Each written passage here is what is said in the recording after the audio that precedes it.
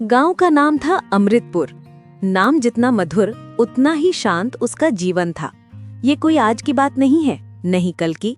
ये कथा उस समय की है जब शहरों के चकाचौंध अभी तक गांव के कच्चे रास्तों पर पूरी तरह से नहीं पड़ी थी।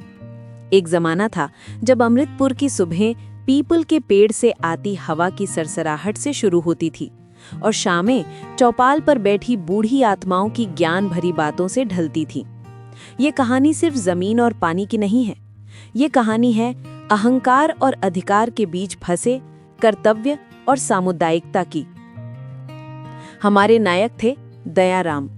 दयाराम कोई जमींदार या साहूकार नहीं थे। वो बस एक साधारण किसान थे जिनकी खेती इतनी थी कि पेट भर जाए और मन शांत रहे। पर अमृतपुर में उनका दर्जा किसी राजा से कम नहीं था। उनका सम्मान उनकी सादगी, उनकी सूझबूझ और गांव के प्रति उनके निस्वार्थ प्रेम के कारण था। उनकी पहचान थी गांव के पूरब में स्थित सदियों पुराना पत्थर की सीढ़ियों वाला जल कुंड। ये जल कुंड अमृतपुर की जीवन रेखा था। बारिश में ये भर जाता था और भीषण गर्मियों में भी अपनी तलहटी में जीवन की एक ठंडी बूंद बचाए रखता था। गांव के लोग मानते थे कि ये कुंड सिर्फ पानी का स्रोत नहीं बल्कि उनकी आस्था का केंद्र है। दयाराम के पुरखों ने इस कुंड की देखरेख की थी और अब ये जिम्मेदारी दयाराम के कंधों पर थी, जिसे वो एक पूजा की तरह निभाते थे। कहते हैं जब किसी जगह पर सुख और शांति बहुत देर तक ठहर जाती है तो प्रकृति उसे कसौटी पर कसती है। अमृतपुर के साथ भी यही हुआ।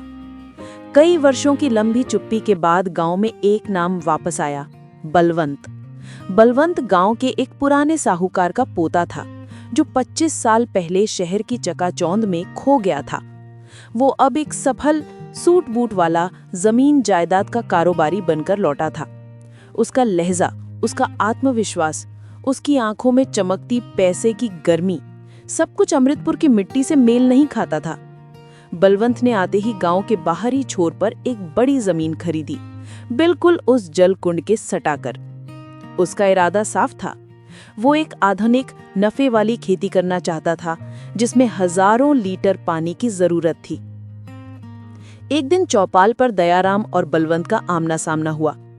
दयाराम काका, बलवंत ने अपनी घड़ी देखते हुए कहा, मैं यहाँ एक नया प्रोजेक्ट शुरू कर रहा हूँ। गांव के लिए रोजगार और समृद्धि लाऊंगा। मुझे पता चला है कि ये जलकुंड बहुत गहरा है। मैं अपने फार्म तक पानी खींचने के लिए एक बड़ी मोटर लगवा रहा हूँ। बलवंत का स्वर घोषणा का था, सलाह लेने का नहीं। दयाराम ने अपनी छड़ी जमीन पर टिकाई। उनकी आवाज में वर्षों का अनुभव था। बेटा बलवंत, उन्होंने कहा, ये कुंड हमारी जरूरत पूरी करता है, हमारी समृद्धि के लिए नहीं है। ये जमीन का हृदय है।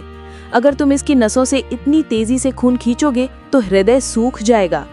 ये पानी पूरे गांव का है, कुछ लोगों के नफे का नहीं। बलवंत हंसा।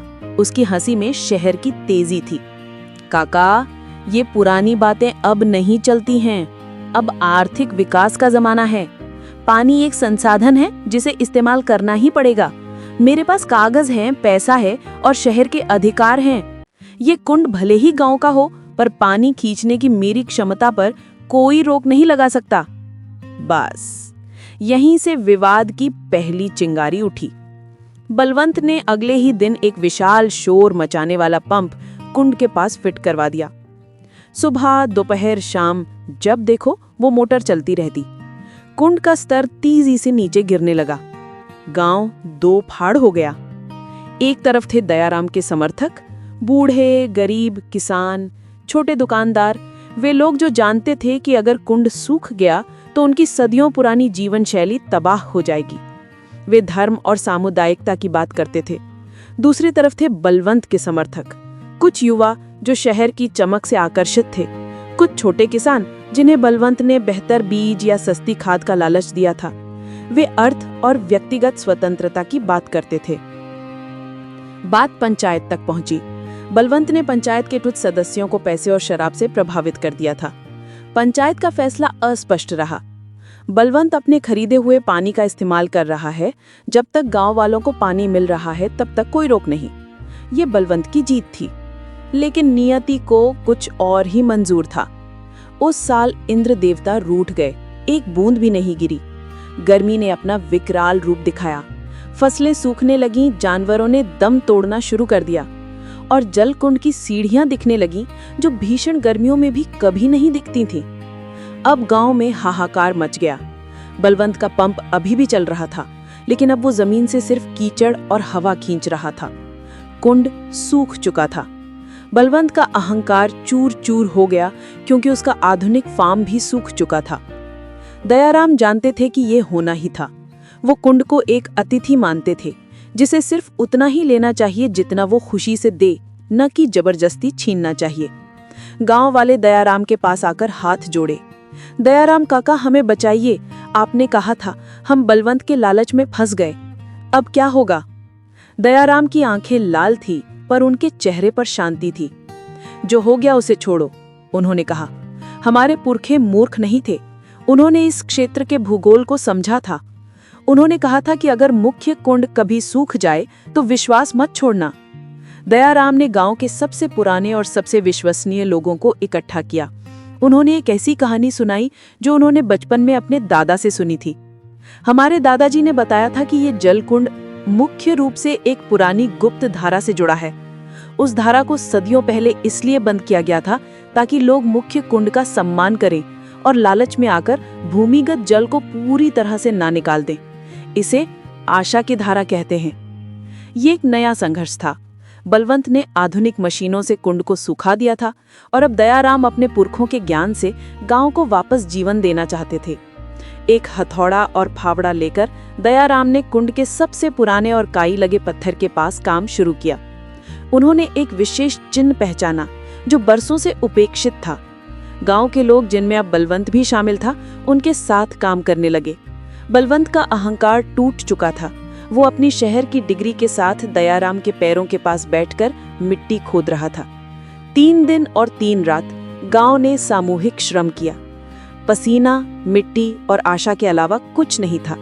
चौथे दिन की सुबह जब सूरज अपनी पहली किरणें पीपल के पेड़ पर डाल रहा था, तभी एक गड़गड़ाहट की आवाज आई और पत्थर के नीचे की जमीन धंस गई।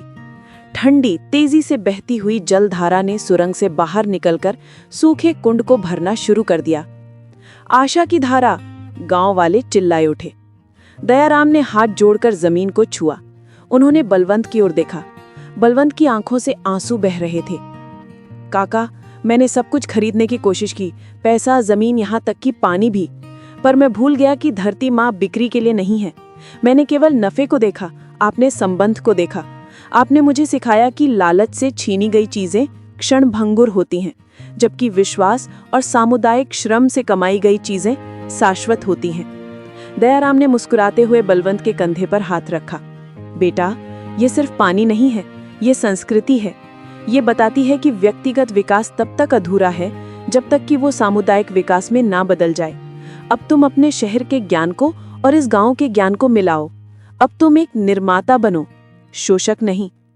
बलवंत ने अपनी सारी संपत्ति गांव के जल प्रबंधन के लिए दान कर दी। उसने अपनी आधुनिक समझ का उपयोग दयाराम के पारंपरिक ज्ञान को वैज्ञानिक तरीके से लागू करने में किया। गांव अब न केवल जलकुंड को भरा रखता, बल्कि उस गुप्त धारा से पूरे क्षेत्र में सिंचाई के लिए एक स्थायी परंपरागत नहर प्रणाली भी विकसित की। अमृतपुर फिर से फला फूला, पर अब वहां लालच की नहीं, बल्कि सहयोग और संतुलन की खेती होती थी। बलवंत अब शहर के कारोबारी नहीं, बल्कि गांव के एक सक्रिय सेवक बन गए थे, जो हर सुबह जलकुंड पर जाकर सबसे पहले दयाराम का आशीर्वाद लेते थे।